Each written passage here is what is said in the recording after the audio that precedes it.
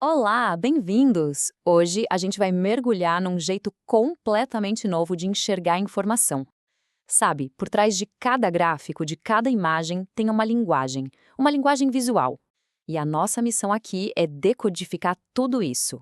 Pois é, essa é a pergunta de US$ 1 milhão, né? A gente vive num mundo que, nossa, é uma enxurrada de informação o tempo todo. Dados, números, notícias. Como é que a gente dá conta?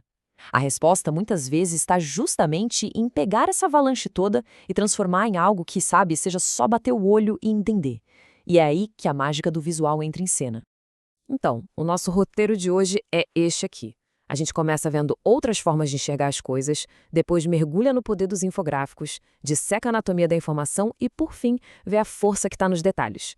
Pensa nisso como uma jornada para a gente se tornar um leitor bem mais crítico do que aparece por aí. Beleza, vamos lá. Parte 1. Outras formas de ver. É aqui que a gente vai montar nossa base, o nosso esqueleto, para a análise que vem pela frente. E tá aqui o nosso guia. Olha, pode parecer uma lista simples, mas acredite, cada um desses pontos é como se fosse uma lente de aumento super poderosa. A gente vai olhar de tudo, desde a estrutura e a função social de um infográfico, até os critérios, o porquê de cada pequena escolha visual.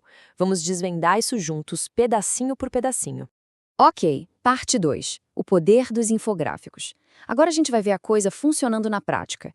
Por que será que essas imagens são ferramentas de comunicação tão, mas tão fortes nesse nosso mundo que é movido a dados? Bem, o ponto central é esse aqui. A grande sacada de um bom infográfico é conseguir pegar um assunto super complexo, sabe? Aquela coisa cheia de números, de conceitos que dão um nó na cabeça e traduzir tudo isso numa história visual. Ou uma história que seja clara, que seja fácil de entender. É basicamente transformar o caos em ordem.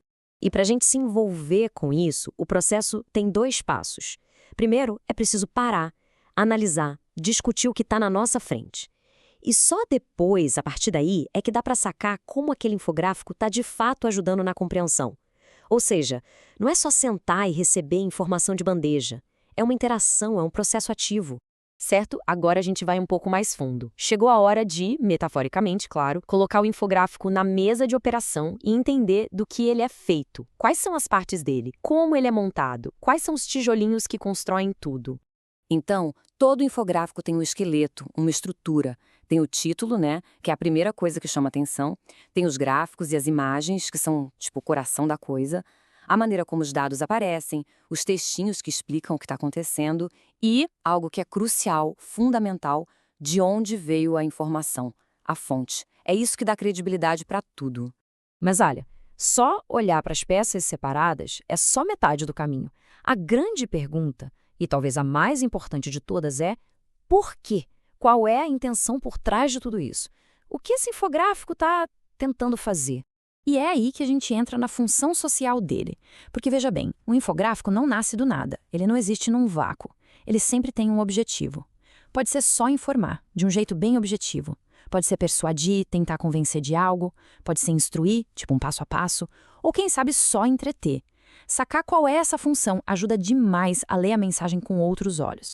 E chegamos na nossa última parte. Agora a gente vai fazer um zoom, vamos sair do geralzão e olhar para o micro, para o detalhe do detalhe. É aqui que a gente vai ver como as menores escolhas de design podem, na verdade, ter um impacto gigantesco na mensagem. Tem uma frase do Mark Twain que eu acho que cabe perfeitamente aqui. Ele dizia: a diferença entre a palavra certa e a quase certa é a diferença entre o relâmpago e o vagalume. Genial, né?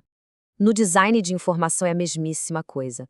A precisão é tudo. Um detalhezinho pode mudar completamente a percepção. E para a gente ver isso na prática, vamos focar em uma coisa que, sério, muitas vezes passa totalmente batido, mas que tem um poder imenso: a escolha da fonte. Especificamente, o uso de letras maiúsculas e minúsculas. Olha só que diferença gritante. O texto todo em maiúsculas, ele parece que está gritando, né? É imponente, passa uma urgência.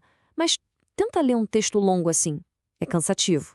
Já a segunda opção, é outra coisa. É mais calma, mais conversada, muito mais fácil de ler. A escolha entre um e outro nunca é por acaso. É uma decisão pensada sobre o tom, sobre a experiência de quem está lendo. No fim das contas, a grande lição é esta: cada cor, Cada tipo de letra, cada linha desenhada no infográfico, tudo isso é uma escolha intencional. Nada está ali por acaso. E são essas pequenas decisões que, somadas, criam um impacto, o significado daquela peça como um todo. E com isso, a gente fecha a nossa análise de hoje. A pergunta que fica no ar é: agora, com essas novas lentes, o que será que vai ficar visível em cada gráfico que aparecer pela frente? O que a gente vai começar a questionar? Uma coisa é certa: a partir de hoje, a informação visual nunca mais vai parecer a mesma coisa.